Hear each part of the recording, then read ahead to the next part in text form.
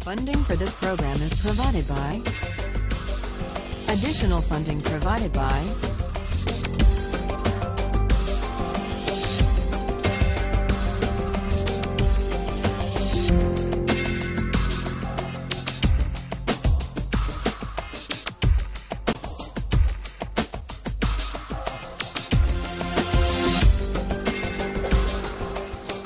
Now we turn to the hardest philosopher we're going to read in this course. Today we turn to Immanuel Kant, who offers a different account of why we have a categorical duty to respect the dignity of persons and not to use people as means merely, even for good ends. Kant excelled at the University of Königsberg at the age of 16. At the age of 31, he got his first job as an unsalaried lecturer paid on commission based on the number of students who showed up at his lectures. This is a sensible system that Harvard would do well to consider.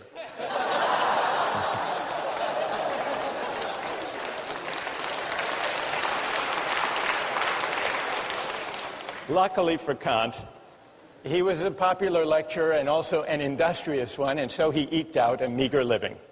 It wasn't until he was 57 that he published his first major work. But it was worth the wait.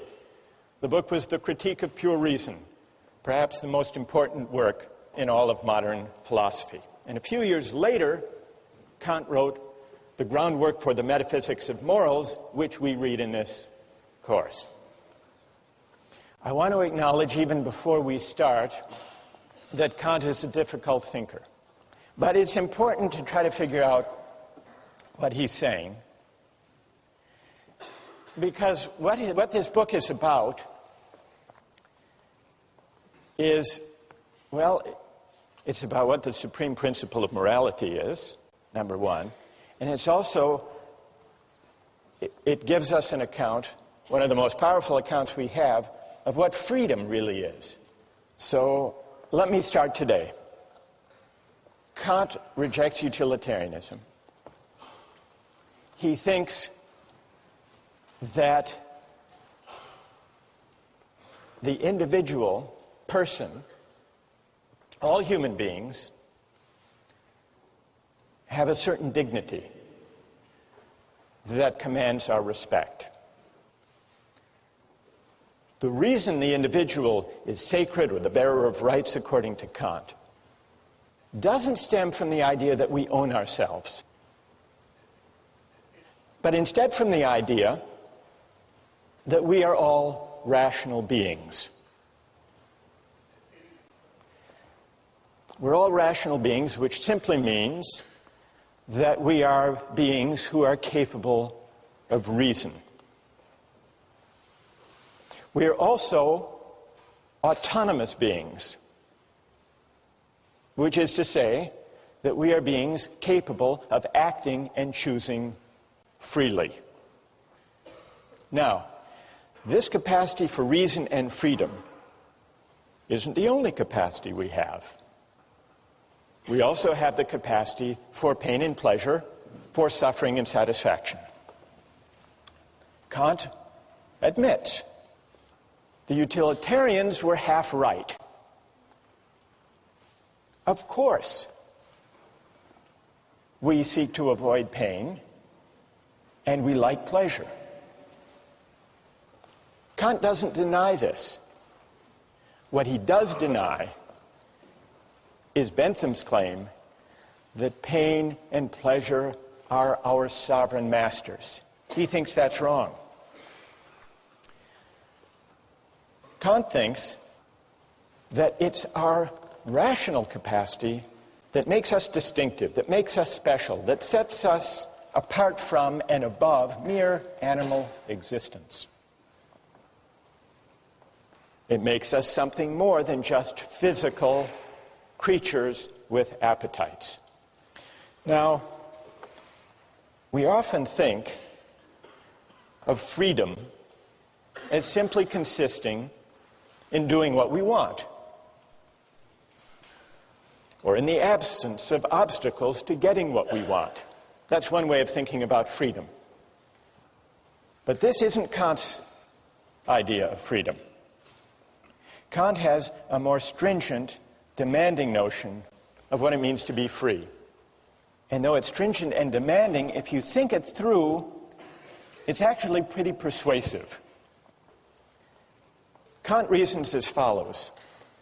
When we, like animals, seek after pleasure, or the satisfaction of our desires, or the avoidance of pain, when we do that, we aren't really acting freely. Why not? We're really acting as the slaves of those appetites and impulses. I didn't choose this particular hunger or that particular appetite. And so when I act to satisfy it, I'm just acting according to natural necessity. And for Kant, freedom is the opposite of necessity. There was an advertising slogan for the soft drink Sprite a few years ago. The slogan was, "Obey your thirst." There's a Kantian insight buried in that Sprite advertising slogan. That, in a way, is Kant's point. When you go for Sprite or Pepsi, you might think that you're choosing freely, Sprite versus Pepsi, but you're actually obeying something, a thirst, or maybe a desire manufactured or massaged by advertising. You're obeying a prompting that you yourself haven't chosen or created.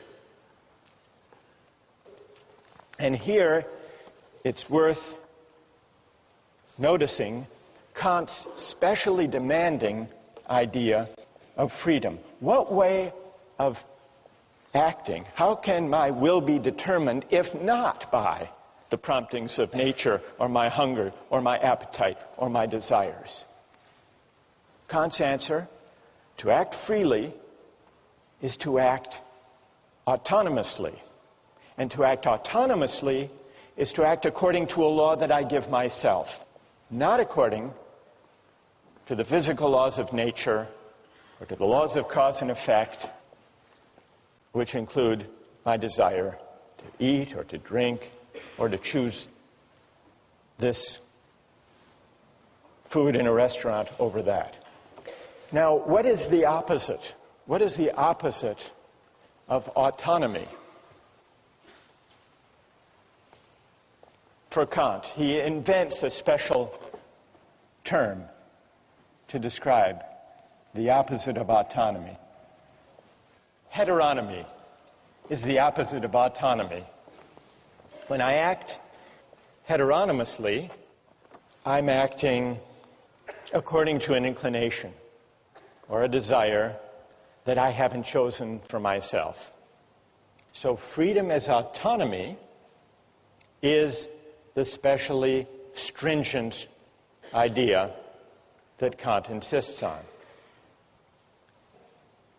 Now, why is autonomy the opposite of acting heteronomously or according to the dictates of nature?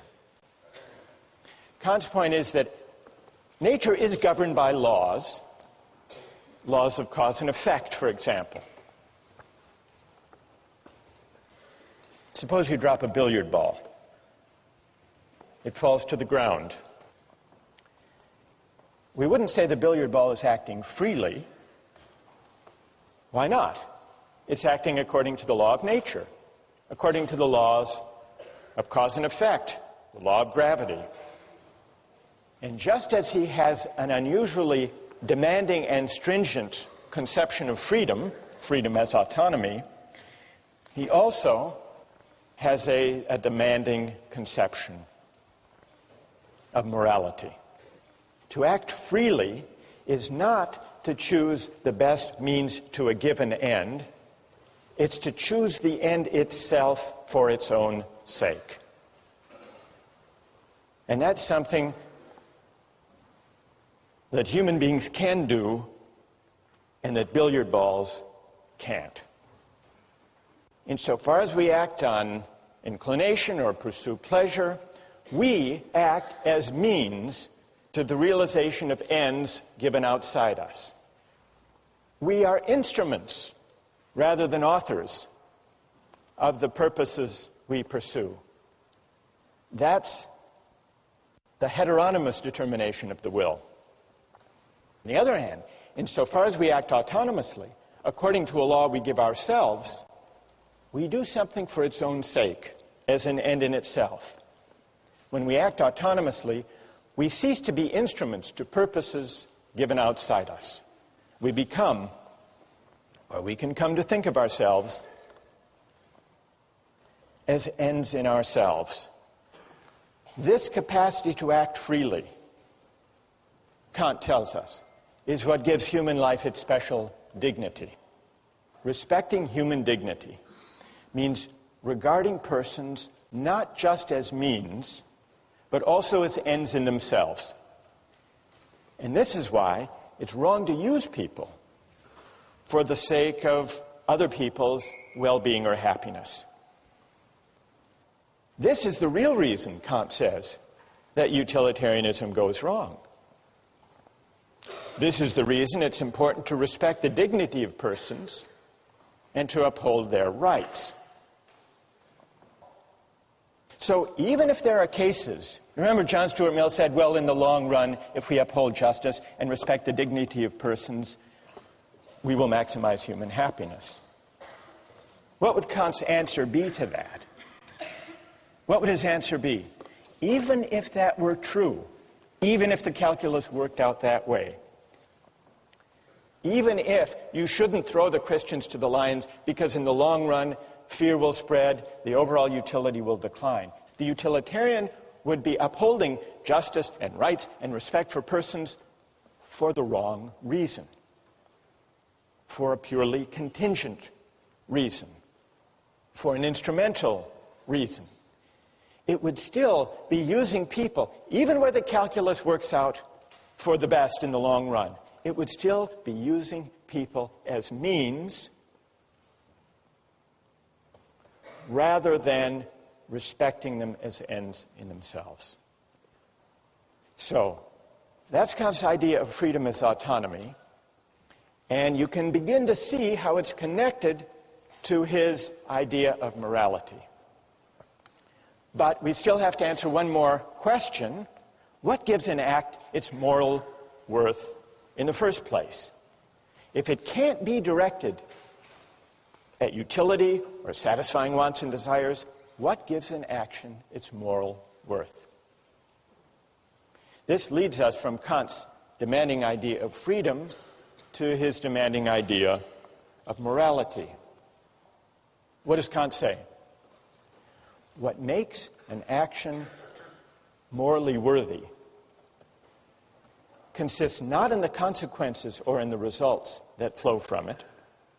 What makes an action morally worthy has to do with the motive, with the quality of the will, with the intention for which the act is done. What matters is the motive, and the motive must be of a certain kind. So, the moral worth of an action depends on the motive for which it's done, and the important thing is that the person do the right thing for the right reason. A good will isn't good because of what it affects or accomplishes, Kant writes. It's good in itself. Even if by its utmost effort the good will accomplishes nothing, it would still shine like a jewel for its own sake, as something which has its full value in itself. And so for any action to be morally good, it's not enough that it should conform to the moral law. It must also be done for the sake of the moral law. The idea is that the motive confers the moral worth on an action. And the only kind of motive that can confer moral worth on an action is the motive of duty. Well, what's the opposite of doing something out of a sense of duty because it's right? Well, for Kant, the opposite would be all of those motives having to do with our inclinations. And inclinations refer to all of our desires, all of our contingently given wants, preferences, impulses, and the like. Only actions done for the sake of the moral law, for the sake of duty, only these actions have moral worth. Now, I want to see what you think about this idea, but first let's consider a few examples. Kant begins with an example of a shopkeeper. He wants to bring out the intuition and make plausible the idea that what confers moral worth on an action is that it be done because it's right. He says, suppose there's a shopkeeper and an inexperienced customer comes in. The shopkeeper knows that he could give the customer the wrong change, could shortchange the customer and get away with it, that at least that customer wouldn't know. But the shopkeeper nonetheless says, well, if I shortchange this customer, word may get out, my reputation would be damaged, and I would lose business. So I won't shortchange this customer. The shopkeeper does nothing wrong. He gives the correct change. But does his action have moral worth? Kant says no. It doesn't have moral worth because the shopkeeper only did the right thing for the wrong reason, out of self-interest. That's a pretty straightforward case. Then he takes another case, the case of suicide. He says we have a duty to preserve ourselves. Now, for most people who love life, we have multiple reasons for not taking our own lives. So the only way we can really tell, the only way we can isolate the operative motive for someone who doesn't take his or her life is to imagine someone who's miserable and who, despite having an absolutely miserable life, nonetheless recognizes the duty to preserve oneself and so does not commit suicide. That's the force of the example, is to bring out the motive that matters. And the motive that matters for morality is doing the right thing for the sake of duty. Let me just give you a couple of other examples. The Better Business Bureau. What's their slogan? The slogan of the Better Business Bureau? Honesty is the best policy. It's also the most profitable. This is the Better Business Bureau's full-page ad in the New York Times. Honesty. It's as important as any other asset, because a business that deals in truth, openness, and fair value cannot help but do well. Come join us and profit from it. What would Kant say about the moral worth of the honest dealings of members of the Better Business Bureau? What would he say? That here's a perfect example that if this is the reason that these companies deal honestly with their customers, their action lacks moral worth. This is Kant's point. Or a couple of years ago at the University of Maryland, there was a problem with cheating. And so they initiated an honor system. And they created a program with local merchants that if you signed the honor pledge, a pledge not to cheat, you would get discounts of 10 to 25% at local shops. Well, what would you think of someone motivated to uphold an honor code with the hope of discounts? It's the same as Kant's shopkeeper.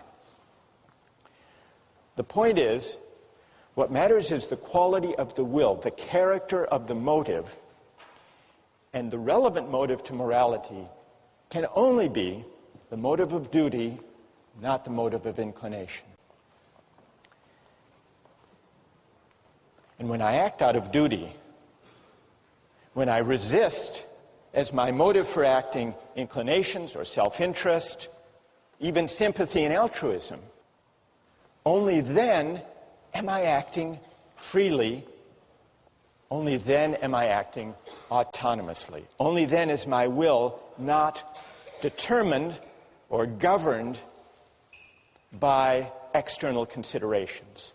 That's the link between Kant's idea of freedom and of morality. Now, I want to pause here to see if all of this is clear, or if you have some questions or puzzles. They can be questions of clarification, or they can be challenges, if you want to challenge this idea that only the motive of duty confers moral worth on the action. What do you think? Yes? Yeah, I actually have two questions of clarification. The first is, there seems to be an aspect of this that makes it sort of self-defeating, in that once you're conscious of what morality is, you can sort of alter your motive to achieve that end of morality. And secondly, give me an example of what you have in mind.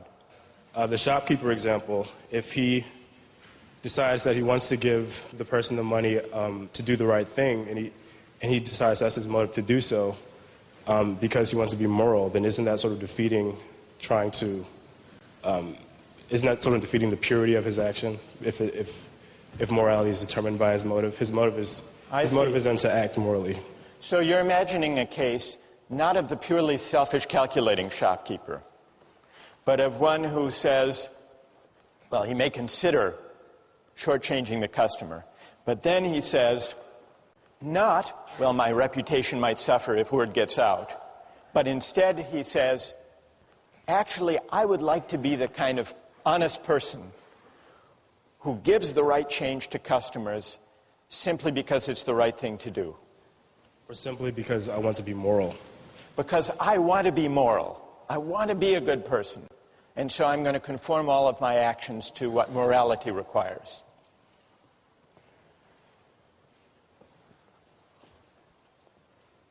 It's a subtle point. It's a good question.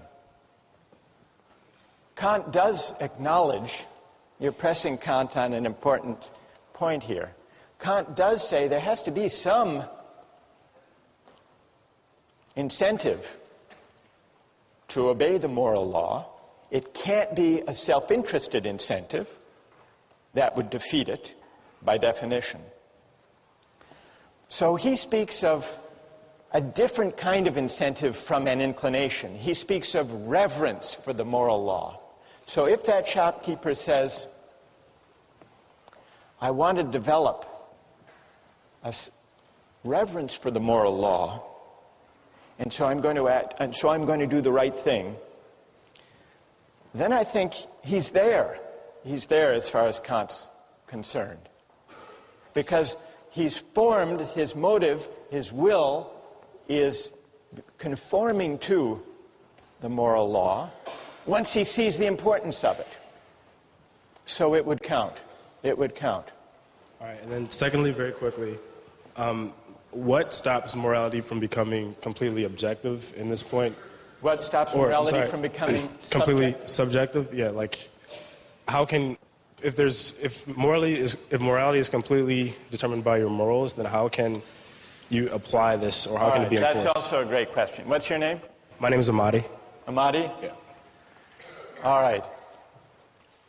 If acting morally means acting according to a moral law out of duty, and if it's also to act freely in the sense of autonomously, it must mean that I'm acting according to a law that I give myself. That's what it means to act autonomously.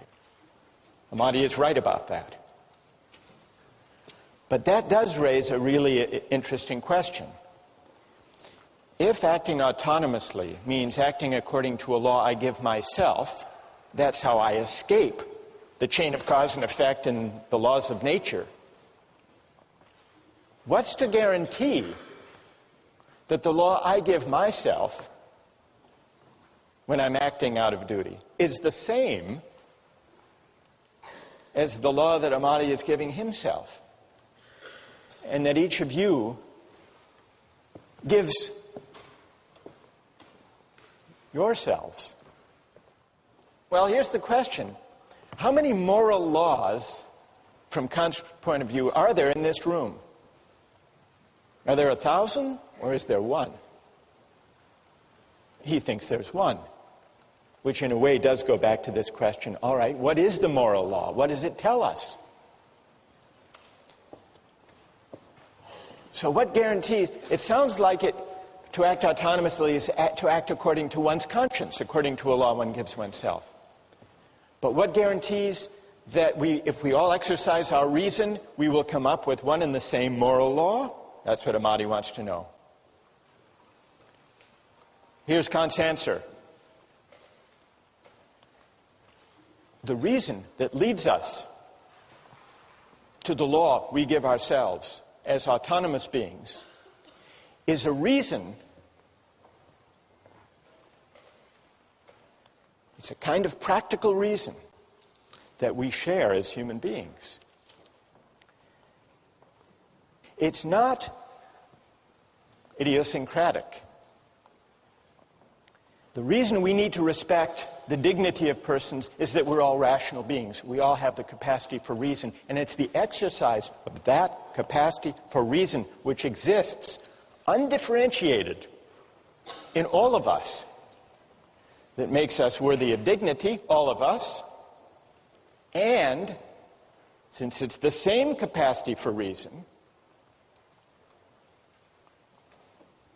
unqualified by particular autobiographies and life circumstances, it's the same universal capacity for reason that delivers the moral law. It turns out that to act autonomously is to act according to a law we give ourselves, exercising our reason, but it's the reason we share with everyone as rational beings, not the particular reasons we have given our upbringings, our particular values, our particular interests. It's pure practical reason, in Kant's terms, which legislates a priori, regardless of any particular contingent or empirical ends. Well, what moral law would that kind of reason deliver? What is its content? To answer that question, you have to read the groundwork, and we'll continue with that question next time.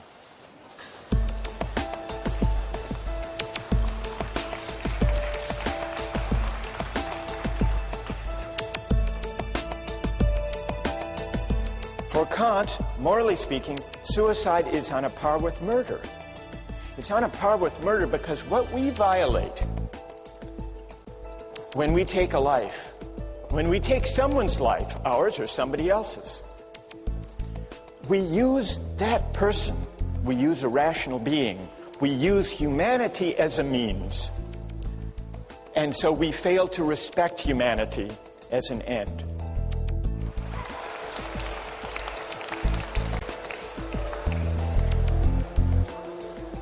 Today we turn back to Kant. Before we do,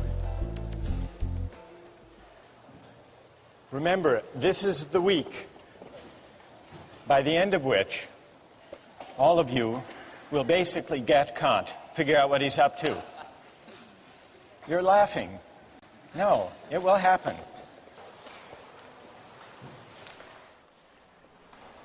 Kant's groundwork is about two big questions.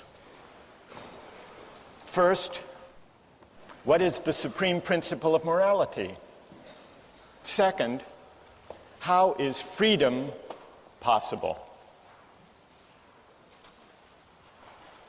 Two big questions. Now,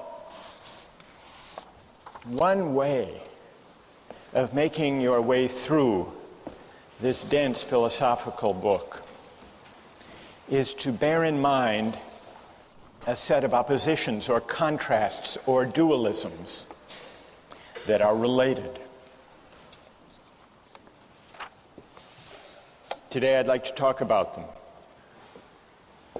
Today we're going to answer the question, what, according to Kant, is the supreme principle of morality?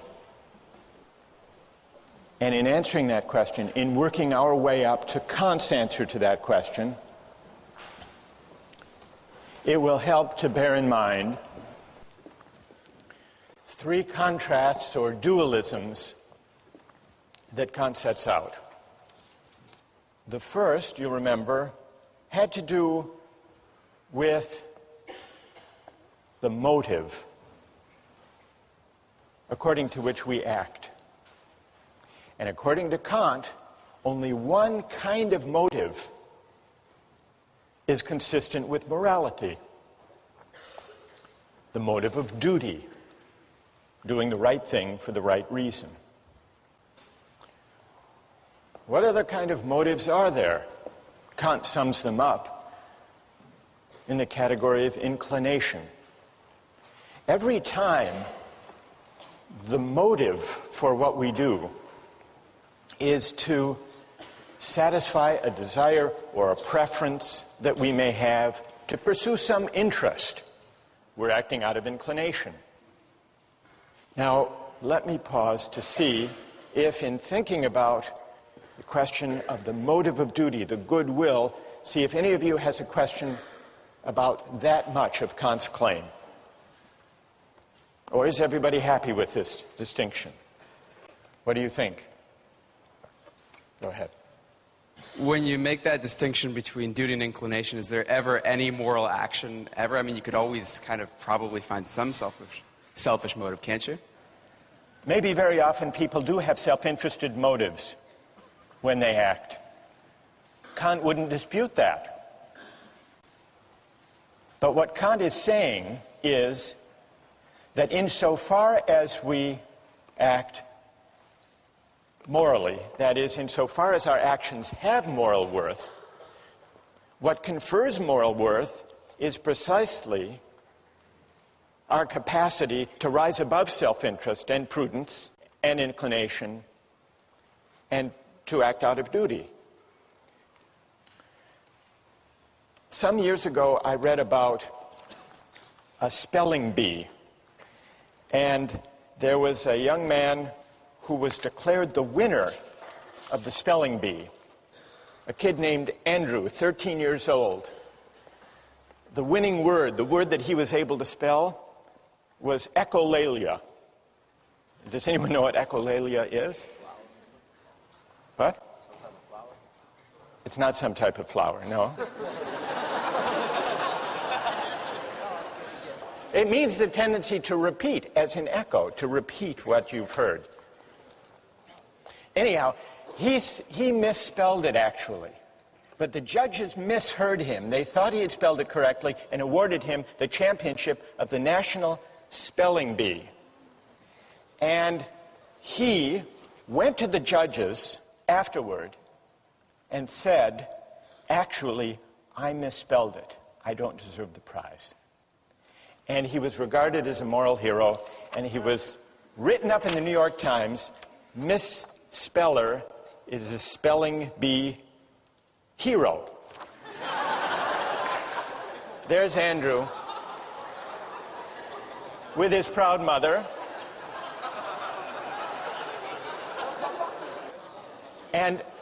But when he was interviewed afterwards, listen to this, when he was interviewed afterwards, he said, quote, "The judges said I had a lot of integrity." But then he added that part of his motive was, quote, "I didn't want to feel like a slime." All right, what would Kant say? Go ahead.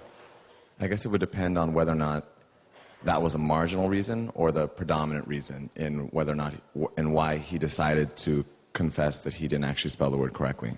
Good. And what's your name? Vasco. That's very interesting. Is there anyone else who has a view about this? Does this show that Kant's principle is too stringent, too demanding? What would Kant say about this? Yes. I think that Kant actually says that it is the pure motivation that comes out of duty which gives the action moral worth. So it's like, for example, in this case, he might have more than one motive. He might have the motive of not feeling like a slime, and he might have the motive of doing the right thing for in and of itself, out of duty. And so, while there's more than one motivation going on there, does not mean that the action is devoid of moral worth just because he has one other motive. So, because the motive which involves duty is what gives it the moral worth. Good. And what's your name? Judith. Well, Judith, I think that your account actually is true to Kant. It's fine to have sentiments and feelings that support doing the right thing, provided they don't provide the reason for acting. Yeah. So I think Judith actually has mounted a pretty good defense of Kant on this question of the motive of duty. Thank you. Now, let's go back to the three contrasts. It's clear at least what Kant means when he says that for an action to have moral worth, it must be done for the sake of duty, not out of inclination. But as we began to see last time, there's a connection between Kant's stringent notion of morality and his specially demanding understanding of freedom. And that leads us to the second contrast, the link between morality and freedom. The second contrast describes two different ways that my will can be determined, autonomously and heteronomously. And according to Kant, I'm only free when my will is determined autonomously, which means what? According to a law that I give myself. We must be capable, if we're capable of freedom as autonomy, we must be capable of acting according not to a law that's given or imposed on us, but according to a law we give ourselves. But where could such a law come from? A law that we give ourselves? Reason. If reason determines my will, then the will becomes the power to choose independent of the dictates of nature or inclination or circumstance. So, connected with Kant's demanding notions of morality and freedom is a specially demanding notion of reason. Well, how can reason determine the will? There are two ways, and this leads to the third contrast. Kant says there are two different commands of reason. And a command of reason, Kant calls an imperative. An imperative is simply an ought. One kind of imperative, perhaps the most familiar kind, is a hypothetical imperative. Hypothetical imperatives use instrumental reason. If you want X, then do Y. It's means ends reasoning. If you want a good business reputation, then don't shortchange your customers, word may get out. That's a hypothetical imperative. If the action would be good solely as a means to something else, Kant writes the imperative is hypothetical. If the action is represented as good in itself, and therefore as necessary for a will which of itself accords with reason, then the imperative is categorical. That's the difference between a categorical imperative and a hypothetical one. A categorical imperative commands categorically, which just means without reference to or dependence on any further purpose. And so you see the connection among these three parallel contrasts. To be free in the sense of autonomous, requires that I act not out of a hypothetical imperative, but out of a categorical imperative. And so you see, by these three contrasts, Kant reasons his way, brings us up to his derivation of the categorical imperative. Well, this leaves us one big question. What is the categorical imperative? What is the supreme principle of morality? What does it command of us? Kant gives three versions, three formulations of the categorical imperative. I want to mention two and then see what you think of them. The first version, the first formula, he calls the formula of the universal law. Act only on that maxim whereby you can at the same time will that it should become a universal law. And by maxim, what does Kant mean? He means a rule that explains the reason for what you're doing, a principle.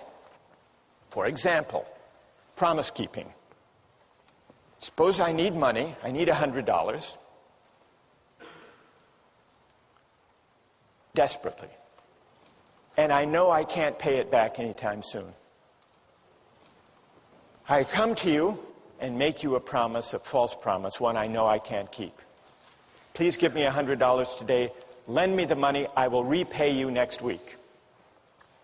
Is that consistent with the categorical imperative, that false promise? Kant says no. And the test, the way we can determine that the false promise is at odds with the categorical imperative is try to universalize it. Universalize the maxim upon which you're about to act. If everybody made false promises when they needed money, then nobody would believe those promises. There would be no such thing as a promise. And so there would be a contradiction. The maxim, universalized, would undermine itself. That's the test. That's how we can know that the false promise is wrong. Well, what about the formula of the universal law? You find it persuasive?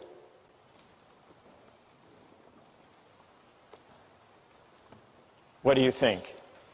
Go ahead. I have a question about the difference between categoricalism and a hypothesis that if you're going to between categorical and hypothetical yeah. imperatives. Right. If you're going to act with a categorical imperative so that the maxim doesn't undermine itself, it sounds like I am going to do X because I want Y. I am going to not lie in dire need because I want the world to function in such a way that promises are kept. I don't want to liquidate the practice of promises. Right. It sounds like justifying a means by an end. It seems like an instance of consequentialist reasoning, you're saying. Right. And what's your name? Tim. Tim. Well, Tim, John Stuart Mill agreed with you. He made this criticism of Kant. He said, if I universalize the maxim and find that the whole practice of promise-keeping would be destroyed if universalized, I must be appealing somehow to consequences. Right. If that's the reason not to tell a false promise. So John Stuart Mill agreed with that criticism against Kant. But John Stuart Mill was wrong. You're in good company, though. You're in good company, Tim. Kant is often read, as Tim just read him, as appealing to consequences. The world would be worse off if everybody lied, because then no one could rely on anybody else's word. Therefore, you shouldn't lie. That's not what Kant is saying exactly. Although it's easy to interpret him as saying that. I think what he's saying is that this is the test. This is the test of whether the maxim corresponds with the categorical imperative. It isn't exactly the reason. It's not the reason. The reason you should universalize to test your maxim is to see whether you are privileging your particular needs and desires over everybody else's.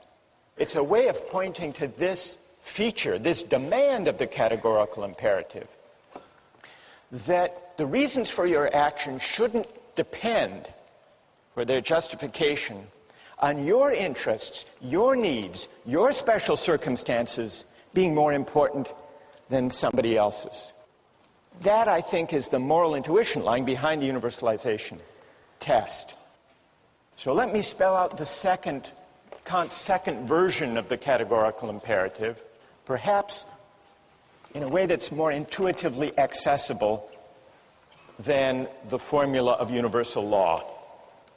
It's the formula of humanity as an end. Kant introduces the second version of the categorical imperative with the following line of argument. We can't base the categorical imperative on any particular interests, purposes, or ends, because then it would be only relative to the person whose ends they were. But suppose there were something whose existence has in itself an absolute value, an end in itself, then in it, and in it alone, would there be the ground of a possible categorical imperative. Well, what is there that we can think of as having its end in itself? Kant's answer is this. I say that man, and in general every rational being, exists as an end in himself, not merely as a means for arbitrary use by this or that will. And here Kant distinguishes between persons on the one hand and things on the other. Rational beings are persons. They don't just have a relative value for us, but if anything they have an absolute value, an intrinsic value. That is, rational beings have dignity. They're worthy of reverence and respect. This line of reasoning leads Kant to the second formulation of the categorical imperative, which is this. Act in such a way that you always treat humanity, whether in your own person or in the person of any other, never simply as a means, but always at the same time as an end. So that's the formula of humanity as an end. The idea that human beings, as rational beings, are ends in themselves, not open to use, merely as a means. When I make a false promise to you, I'm using you as a means to my ends, to my desire for the $100. And so I'm failing to respect you. I'm failing to respect your dignity. I'm manipulating you. Now consider the example of the duty against suicide. Murder and suicide are at odds with the categorical imperative. Why? If I murder someone, I'm taking their life for some purpose, either because I'm a hired killer or I'm in the throes of some great anger or passion. Well, I have some interest, some purpose that's particular, for the sake of which I'm using them as a means. Murder violates the categorical imperative. For Kant, morally speaking, suicide is on a par with murder. It's on a par with murder because what we violate when we take a life, when we take someone's life, ours or somebody else's, we use that person, we use a rational being, we use humanity as a means. And so we fail to respect humanity as an end. And that capacity for reason, that humanity that commands respect, that is the ground of dignity, that humanity, that capacity for reason, resides undifferentiated in all of us. And so I violate that dignity in my own person if I commit suicide, and in murder if I take somebody else's life. From a moral point of view, they're the same. And the reason they're the same has to do with the universal character and ground of the moral law. The reason that we have to respect the dignity of other people has not to do with anything in particular about them. And so respect, Kantian respect, is unlike love in this way. It's unlike sympathy. It's unlike solidarity or fellow feeling or altruism. Because love and those other particular virtues or reasons for caring about other people have to do with who they are in particular. But respect for Kant, respect is respect for humanity, which is universal, for a rational capacity which is universal. And that's why violating it, in my own case, is as objectionable as violating it in the case of any other. Questions or objections?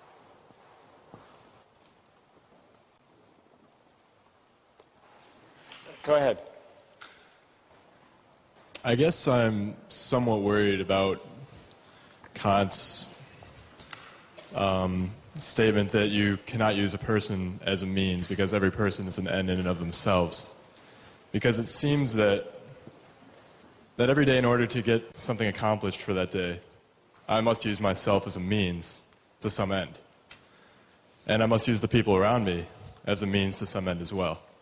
For instance, suppose that I want to do well in a class, and I have to write a paper.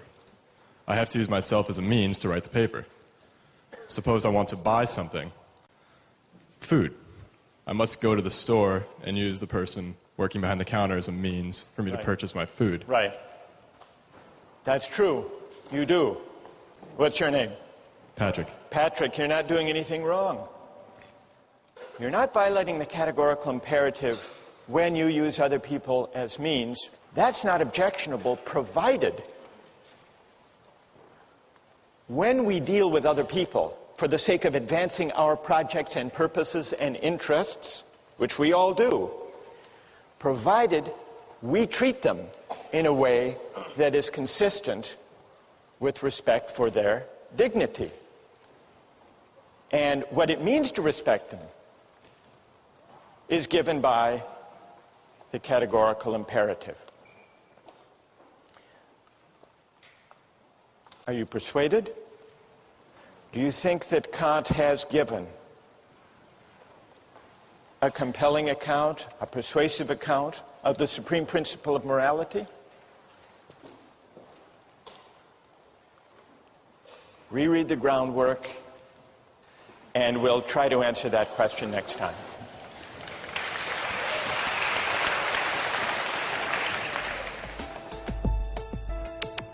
Don't miss the chance to interact online with other viewers of Justice. Join the conversation, take a pop quiz, watch lectures you've missed, and learn a lot more.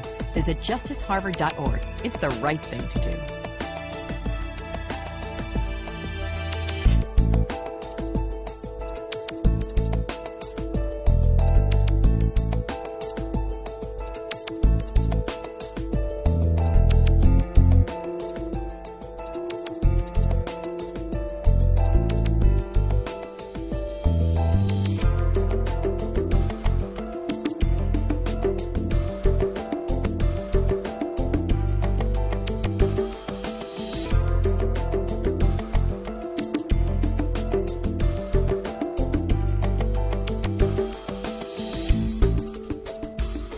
Funding for this program is provided by... Additional funding provided by